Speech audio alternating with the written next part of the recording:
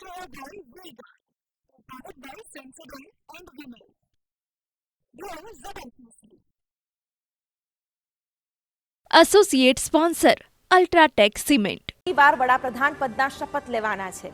TV9 સાથે સાંસદ અને ભાજપના સિનિયર નેતા દેવસિંહ ચૌહાણે વાત કરી હતી. તેઓએ કહ્યું કે એનડીએ સરકાર 5 વર્ષ મજબૂતાઈથી ચાલશે. સાથે નવા મંત્રીમંડળમાં તેઓ હશે કે નહીં તે સવાલનો જવાબ પણ આપ્યો. સાંભળો. માટે આપણી સાથે ગુજરાતના સાંસદ સિનિયર નેતા દેવસિંહ ચૌહાણ ઉપસ્થિત છે.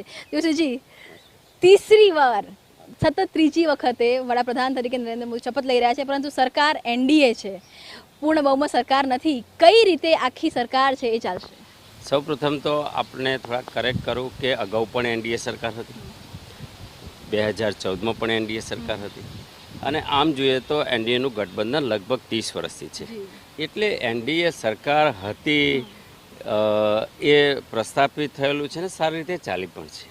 અને ટિકિટની વાત કરવામાં આવે તો 10 વર્ષ સુધી નહોતી એમ ના, સરકાર હતી, પરંતુ જે રીતે ભારતીય જનતા પાર્ટીની જે સ્પષ્ટ બહુમતી હતી અને સ્પષ્ટ બહુમતીવાળી સરકાર હતી, એટલે એક ઇમેજ એવી હતી કે ભાજપની સરકાર છે.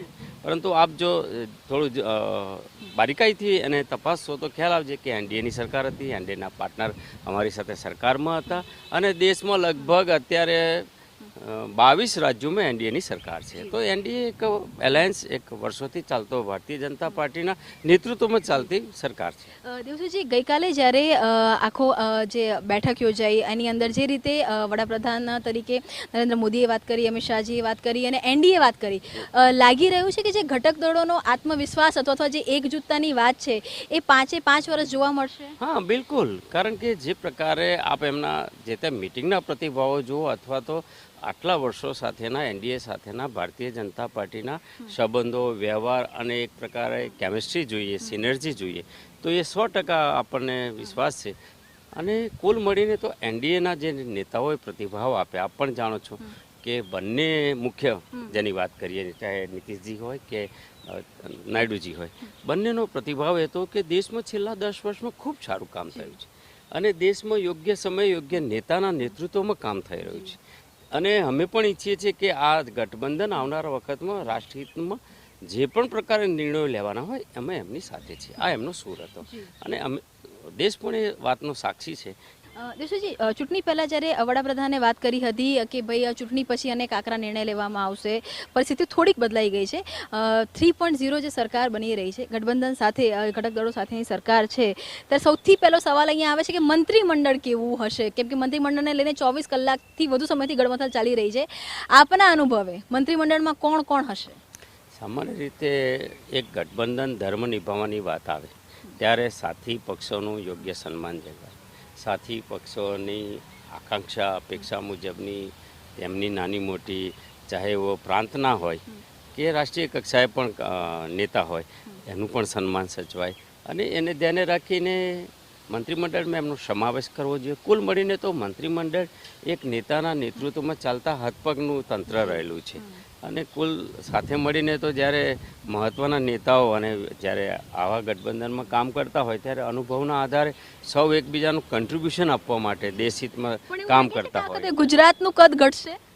ગુજરાત માટે તો હું એવું કહીશું કે આવી પરિસ્થિતિમાં ગુજરાતમાં 26માંથી 25 બેઠક જીતવી અને એક બેઠક માત્ર ઓછા માર્જિનથી જીતવી, નો ડાઉટ રસાકસીવાળી બેઠક થઈ, જે પણ લડ્યા અને જેને કહેવાય કે એક પ્રકારની લડાયકતા પણ હતી.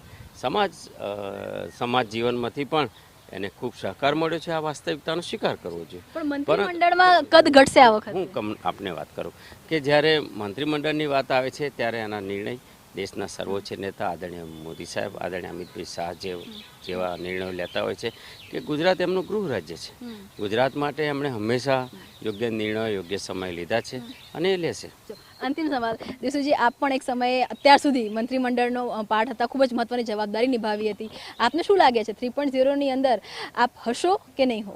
જો જે પ્રકારે મારા જેવા એક ગ્રામીણ જીવનની શૈલીમાંથી આવતા અને કામ કરતા કાર્યકર્તા અને દેશની રાષ્ટ્રીય રાજનીતિમાં એક મંત્રી તરીકે કામ કરવાનું મળ્યું. હું એવું માનું છું કે હું પરમ ભાગ્યશાળી છું કે આદરણીય મોદી સાહેબના નેતૃત્વમાં મને અને વિશેષ કરીને ટેકનોલોજીનો વિભાગ અને જ્યારે ખૂબ મોટું પરિવર્તનનું કામ થયું છે. આપણે જુઓ તો કહેવા જવું તો લાંબો વિષય છે કે ટેલિકોમમાં કેટલા પરિવર્તનો આવે. ઇવન પોસ્ટમાં એક સમય હતો કે પોસ્ટલ વિભાગની કોંગ્રેસના નેતૃત્વમાં 660 પોસ્ટ ઓફિસ બંધ થઈ. મેં 5746 પોસ્ટ ઓફિસ ખોલી. LW area, remote area, north east જેવા એરિયામાં, લક્ષદ્વીપ, આંદામાન જેવા એરિયા, અને માત્ર પોસ્ટ ઓફિસ ખોલી નહીં, ત્યાં ડિજિટલી ટ્રાન્ઝેક્શન થાય છે. તો આઈટીનો રિપીટ કરે કે ના કરે એનો કોઈ હરખ નહીં, જે કામ કર્યું છે એનો સંતોષ છે અને જે તક મળી એ માટે હું સૌનો આભાર માનું છું. ધન્યવાદ અમારી સાથે વાત કરવા માટે. brought to you by Vega, powered by Sensodyne and Vivo. Browse Double PCB. Associate sponsor Ultratech Cement.